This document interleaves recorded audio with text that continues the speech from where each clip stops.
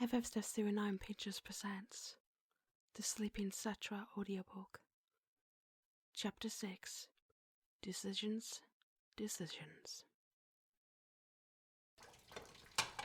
Aerith, you are not going out there. You came home a wreck last night. We were worried sick, and it looks like another storm is approaching. Tifa said as she was washing the dishes. It's not fair! I'm gonna be 16 years old the day after tomorrow. Why can't you start treating me like an adult and not a child? Aerith had been arguing with her aunt ever since Tifa refused to allow her to leave the house. Yuffie and Barrett watched the two argue, not sure whether they should interrupt. Aerith came home, looking in Barrett's terms, like hell. She also returned home incredibly late.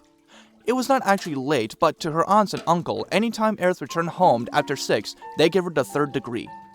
Aerith was definitely tired of being treated like a child. She wanted out of the house, even though she was lying about where she was going. She wanted to see Cloud. The two promised to meet by the river where Cloud had a surprise for her. Aunt Yuffie, Uncle Barrett, can you guys help me out? She said, hoping they would make Tifa understand her. The two looked between Aerith's pleading eyes and Tifa's glaring ones. The two looked nervously at each other with a side glance when Barrett spoke first. Listen, Aerith, we worry about you. And we made rules. And if you want to be treated like a 16-year-old, then you should start acting like one. You will obey our rules for your own safety. I'm sorry, Aerith, but you're grounded. Aerith looked as if she was about to burst into tears. She looked at Yuffie and Barrett, but they looked away. She turned away from her family and ran to her room, slamming the door loudly. She flung herself to her bed and buried her face in her pillow. She was tired of this treatment. She felt like a prisoner. Looking up, she saw the forest from her window. Without thinking about the consequences, she got up from her bed and opened the window. She shivered slightly, feeling the cool air blow against her. Her coat was in the main room, and getting it would definitely rouse suspicion.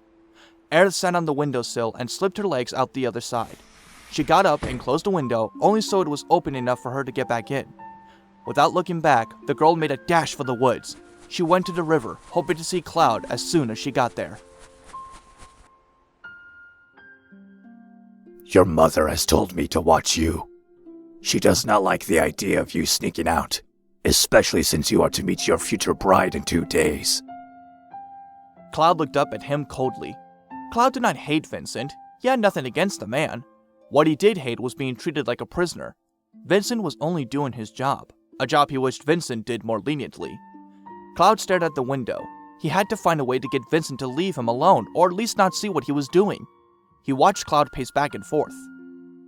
Can't you sit still? Not when you're watching me. Vincent shook his head.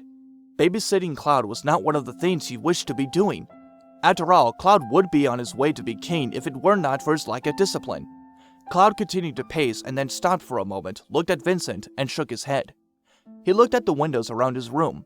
He could not escape or even have a chance climbing through any window.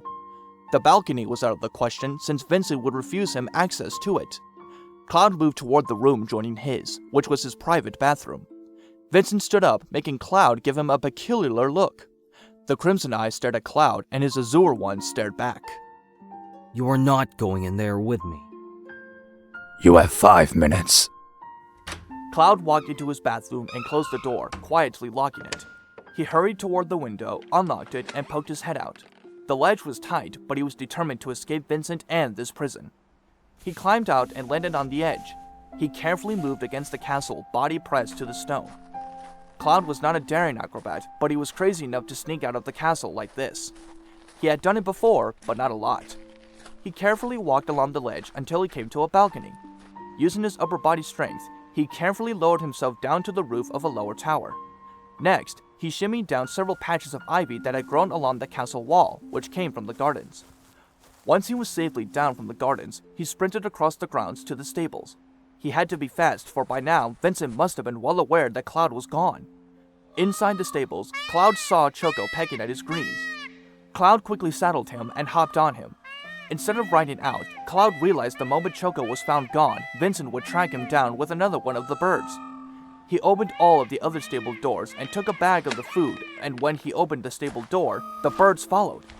He threw the bag as far as he could. The chocobos were still hungry, so they chased after the greens. Even though chocobos were tamed while eating, once free, they would run around and be nearly impossible to catch.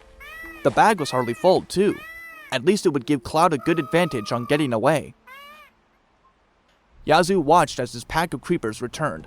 They had all searched in different directions as far as the continent would let them. All but one had returned. Yazoo looked at them, his long hair hanging out to the side as he tilted his head. He was pondering. Finally coming to a decision, he straightened up and looked at the creepers. Go find the one we lost. The creepers all fanned out in search of the missing pack member. Aerith was crouching down by the riverbank staring at her reflection. She was humming her song as her fingertips made circles in the water. She was wondering what was taking Cloud so long. She worried that maybe he was already here. Perhaps he left her thinking she would not come. But Aerith shook her head. No, he had a long way to travel. He would not just leave her. She looked at the sky. There were several clouds, but it proved to be a sunny day.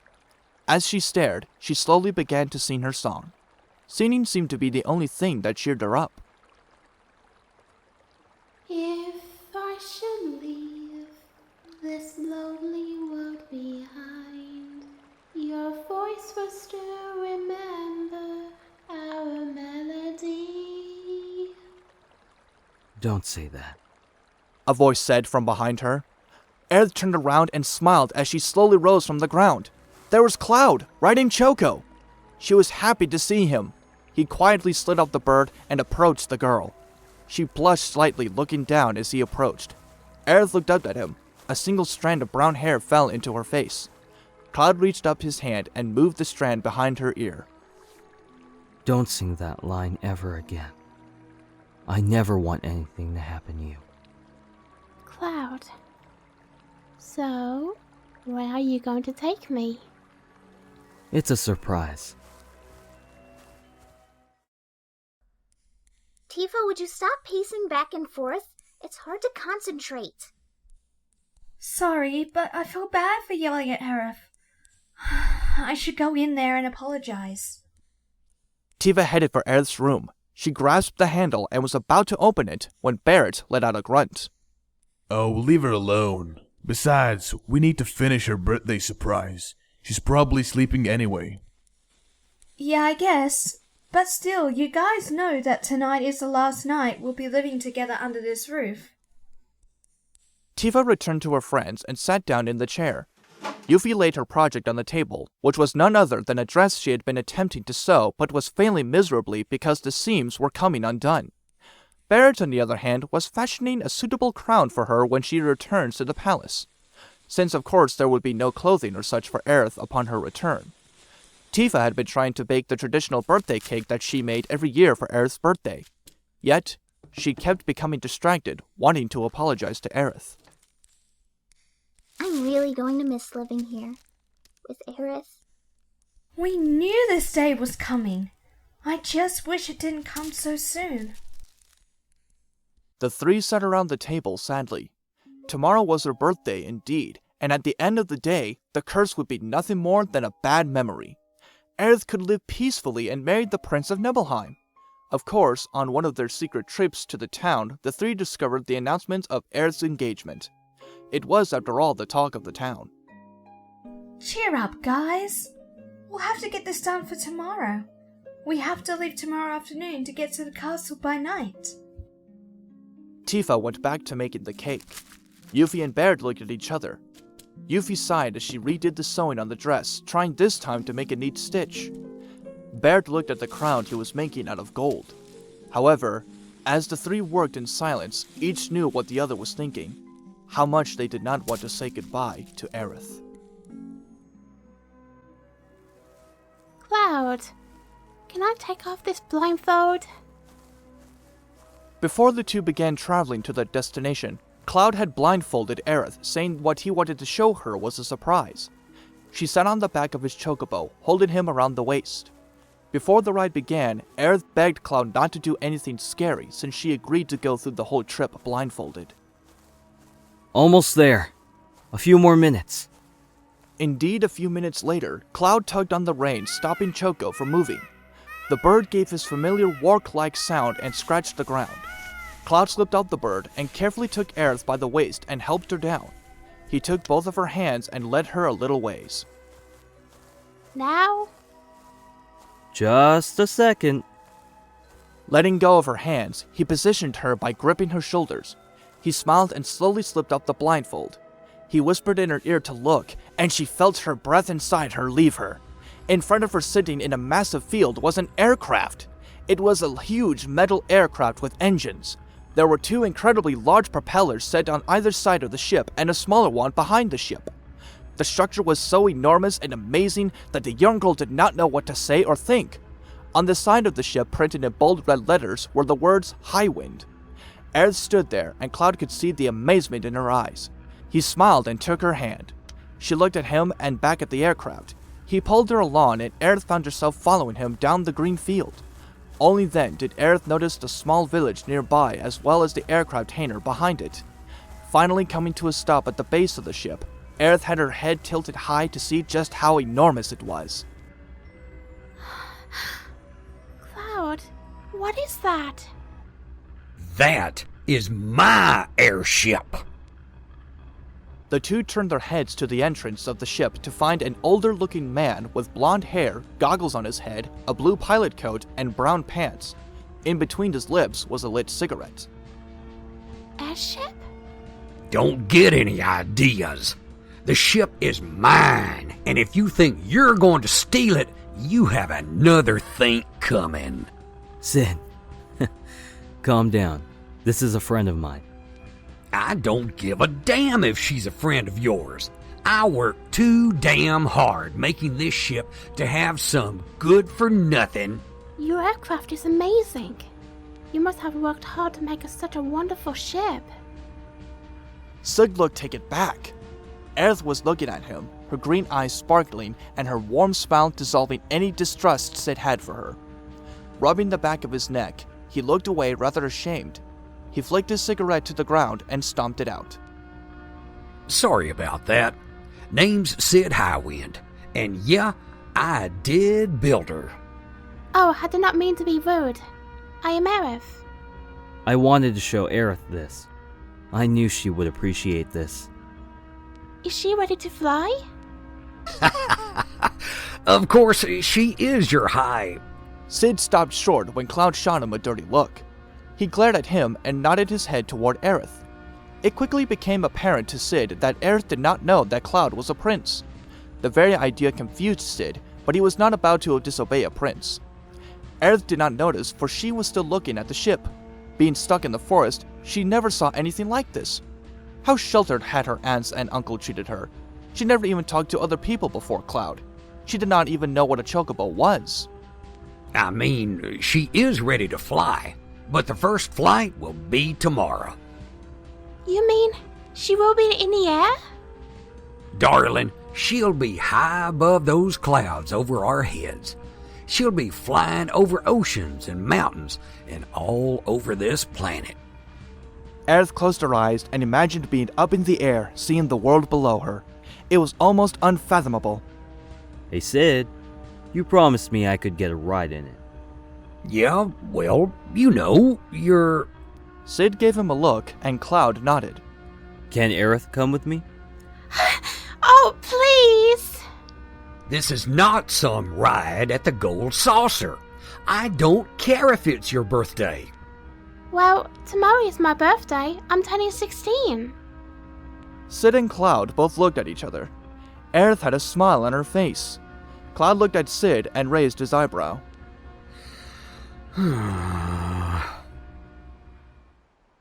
The creepers sniffed across the ground and found the body of their dead pack member. One let out a howl and the others followed. Near it, they found the scent that they were sent to search for along with a few others. Quietly, the creatures melted into the shadows and headed back to their master. The sun had already set when Aerith and Cloud were on their journey back to the forest. The stars began to poke out of the purple blanket that was the sky. Aerith rested her head on Cloud's back as they rode together, eyes staring at the night sky.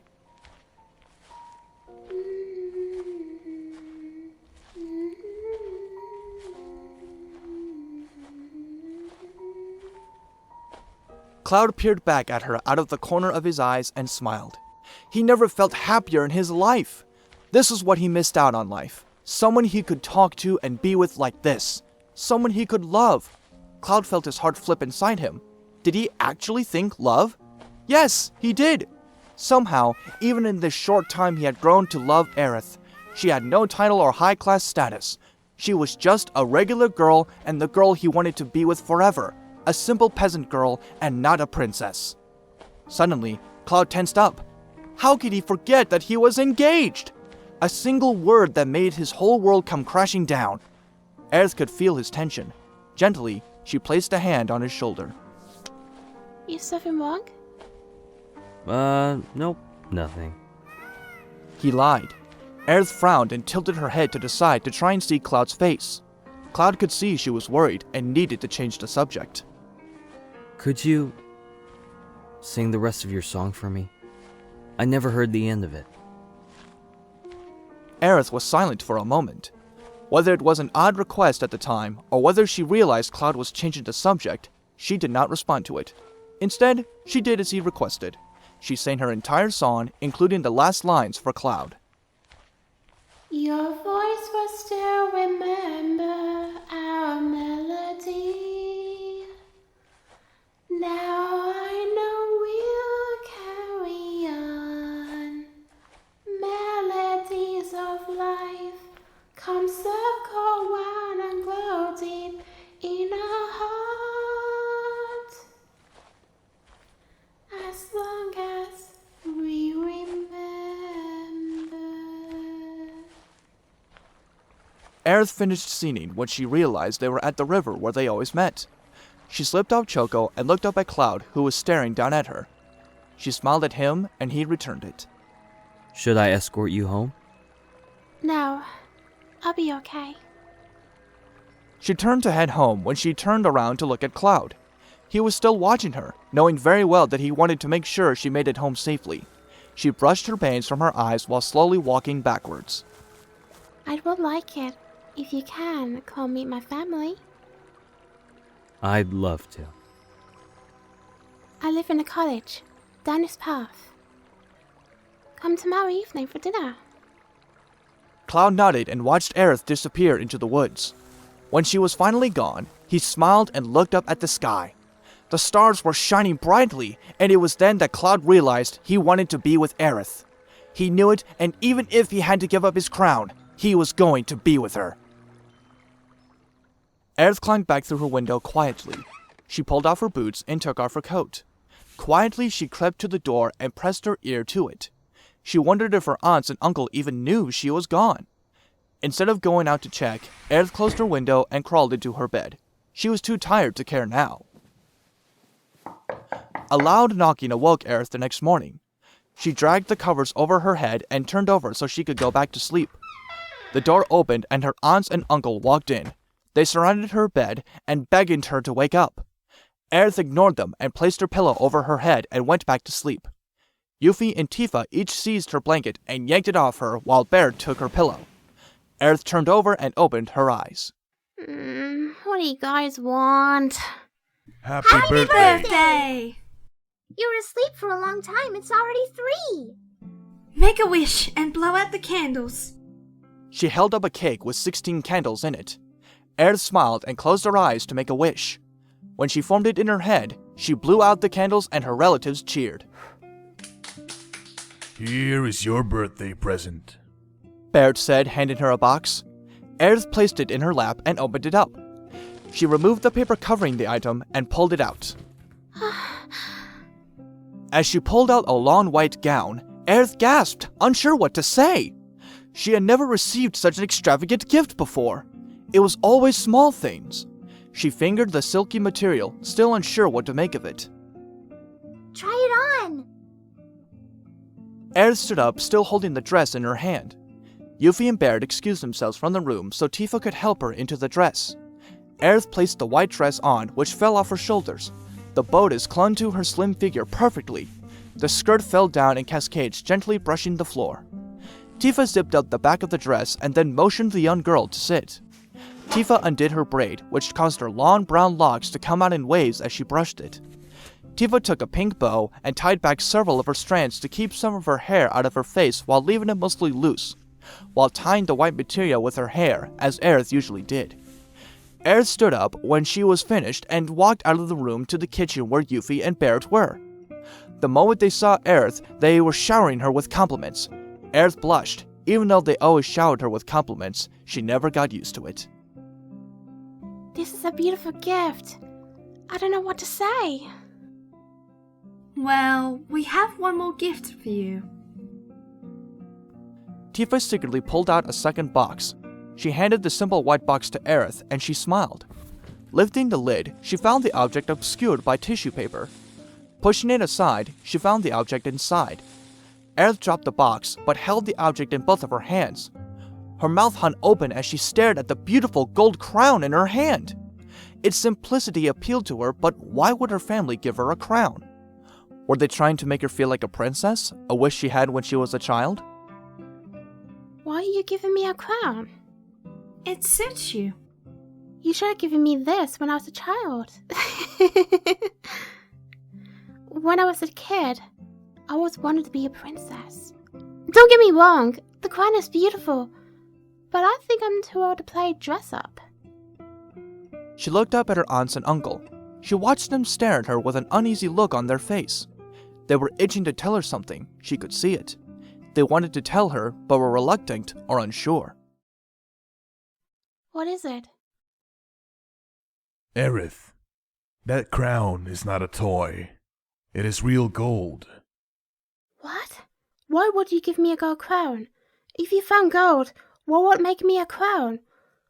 Why not sell it and move out of this house? We will not have to work hard, and we can live in the castle towns. Why would you do this? Aerith stared at them as if they were insane. Barrett looked at Tifa, silently asking her to take over and explaining to Aerith. Aerith, we have something to tell you. You do not belong here with us. You are not our niece. That crown is what you truly are. You are Princess Aerith of the Cetra. This isn't true. We kept you here to protect you. We are going to take you back to the palace where your mother and father are waiting.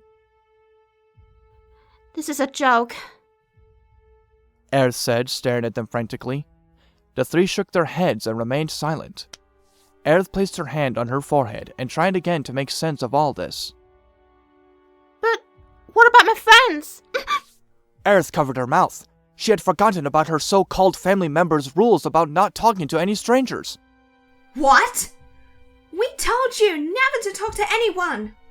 No! I was tired of you guys keeping me here away from everyone. I was alone. I hate being here. I met with Fatina and Kasif, and they watched over me. And then I met him. Him? He's so sweet and gentle. He feels the same way as I did. He understood me. I love him. You can't love him. You're already engaged. You are engaged to the Prince of Nibelheim. This man you met, you can never see him again. Aerith's eyes widened. She stared at Tifa for a moment, with tears forming in her eyes. Tifa's eyes softened. She approached the girl, but Aerith pushed past her, rushing into her room and slamming the door. She fell to her bed, buried her face in her pillow, and cried. No! Her whole life had become unraveled in one day. Everything she had believed in was a lie. What was worse was that she was already intended to be married. Aerith had felt pain before. She fell down and got right back up before. Yet now, the pain was inside her. So painful that it engulfed her. The weight of the pain of being lied to her burned into her mind. Yet, the pain of not seeing Cloud and her love for him ignored put a weight far too heavy on her heart and soul.